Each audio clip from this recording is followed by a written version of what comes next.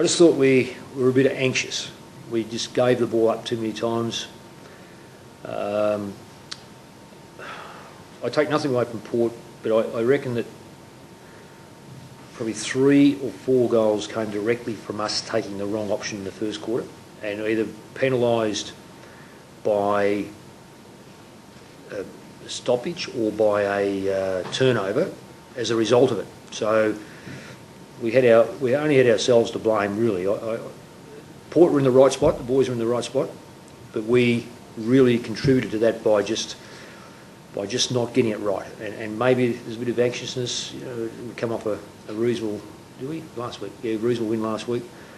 And we knew where they were going to come from this week after their loss last week. So, but then we started to get back in it, but you can't win too many games. You only get 7 times inside your front 50.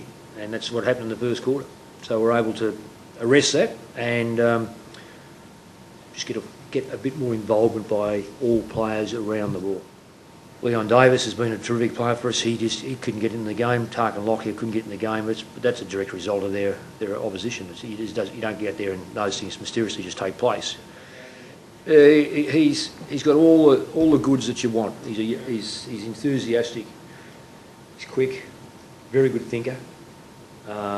Still light. Probably stay light all his career. He'd probably just get a bit harder. And when I say that, he's probably going to go probably 3 or 4 more kilos, but that'll just about suit him out. And but he'll get better as the years go on because he'll learn from what works and what doesn't work. Well, I gave him a break on the bench. That's about the best thing that came out of it, I suppose. It doesn't improve your blood pressure up in the box. The encouraging thing today, Thomas back from injury, got through okay. Didak after a long stay out.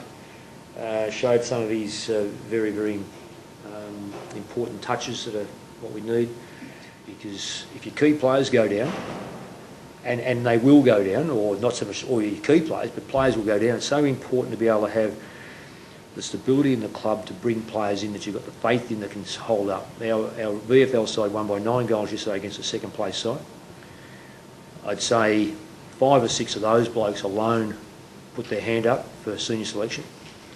And coupled with whoever we get back this week, it just puts that pressure on. You're able then to blend what you've got, and one player notably who played very well yesterday was Dane Beams. So the rest that we gave him the previous week as a young man, he goes back, gets tagged, still has a very, very good game. It means that now he pokes his head up and says, right, I'm ready to come in.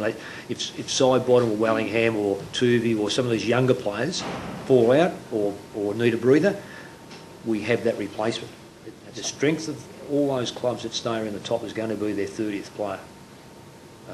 If they end up into the 30s, that might test them. But you can get 30 players, all can play good, solid, team-orientated football. In other words, fit into the role that you intended.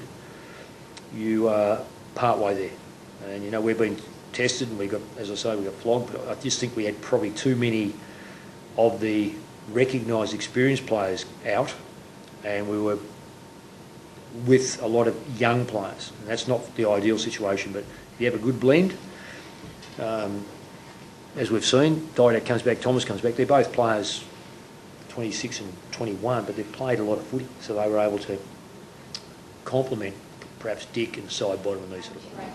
Oh, I thought he was okay. I didn't think it was one of the Danes' greatest games by any stretch of imagination. I thought he had a reasonable game. Any more questions? Mind you, having said that, go a lifetime getting 48, couldn't you? So.